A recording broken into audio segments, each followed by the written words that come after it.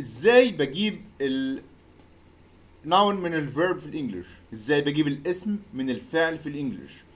اي فعل في الانجليش، اي فعل في الانجليش بضيف لي اي ان جي بيبقى الناون، بيبقى الاسم. يعني اي فيرب في الانجليش، اي فعل بحط له اي ان جي بيبقى الاسم بتاع من الفعل ده او الناون من الفيرب ده. اي فيرب، يعني مثلا فيرب مثلا زي reading، سوري read، احط لها اي ان جي اصبحت reading اللي هي القراءة، read اصبحت reading.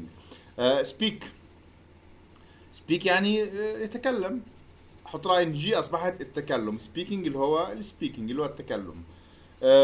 اي verb، drink، drink يعني يشرب، drinking يعني الشرب. watch، watching. اي verb بحط له ان جي بيبقى النون منه. حتى verb to be، اللي هو verb to be احيانا بيبقى متفرد في حاجات كتير جدا، لكن هو برضو بحط له ان جي بيبقى being. فاي verb بحط له ان جي بيبقى النون او الاسم من الفيرب ده. اي verb. Good luck.